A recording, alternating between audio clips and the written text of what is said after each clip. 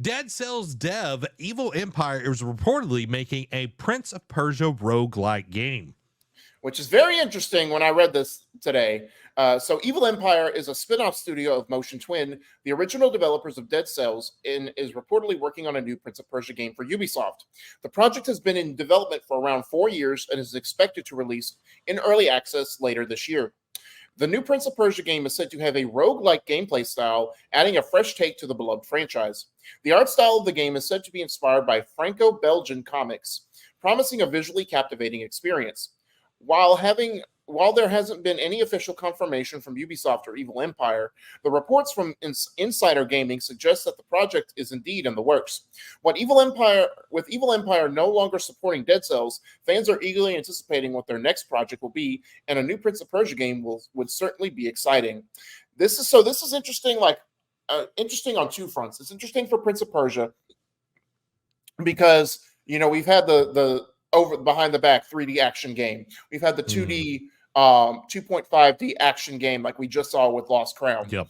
And now, and Ubisoft likes to innovate with their games, and a roguelite would thinking about it, it would pretty much benefit Prince of Persia, because if you add like the time dagger, like saying, oh, this run, I don't want to end this run yet. My character, I've really built up my character really well. Yeah. And you have that, that ace in the hole type deal to like rewind time to redo it again so you don't lose that build. That would be cool to see. Mm-hmm. But it's also interesting on Ubisoft's front, because outside of collabing with Nintendo, we really don't see them let other people work on titles that they own.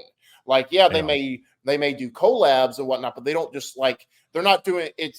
Marvel, or like Luke. I know Lucasfilm a few years ago said, "All right, we're going to start handing out Marvel and Star Wars property rights to studios that actually can do a good job with these franchises that we want to do, not just pretty much lock or handcuff ourselves to one studio and then put out mediocre titles most of the time." Yeah. But it's interesting that Ubisoft is doing this. Now, I'd like to know if they're just trying something new, or if they are worried that, hey, we might have to, because they're not excused from the layoffs, and I know they're having some business issues behind the scenes too. So I wonder if this is a way to see, all right, let's see if we can get some of these other studios working on it, so that way if we go under, our franchise is still out there. I don't know if it's necessarily going under or anything like that. I kind of think of like Larian with Baldur's Gate. We talked about that a lot last week. Yeah. With them, essentially renting the IP to develop a game. That's true. And the IP holder is getting a large share of that revenue. So it's less of a commitment on Ubisoft's side to have this developer create a game. They've already got a proven track record with Dead Cells as a roguelike. And then with the early access, I don't know if Dead Cells did this, but I know Hades did the early access kind of route and did a lot of that to kind of flesh out more of the game and everything. But one thing that Evil Empire or Motion Twin did with Dead Cells is they constantly put out more content, more and more content for Dead Cells. So the style is also very interesting. If y'all don't know what the Franco-Belgian comic style is, think of like Tintin. That is the style that they're trying to use for this game. So it's very, very interesting take. I was not expecting them to go with that kind of look, but I think it will make it stand out. I'm wondering if it's going to be like cell shaded and everything, but I think Ubisoft is seeing as like, okay, we've got to do something a little different here. We've got to kind of expand ourselves out, because I just remember this. They're doing a ton of Assassin's Creed right now. Good point. Yeah, true. They're doing a ton of Assassin's Creed. So, let's reach out to a developer that we know can make good games and let them use our IP. We get a percentage of it while we focus on Assassin's Creed. Right. It's kind of a win-win. That's true.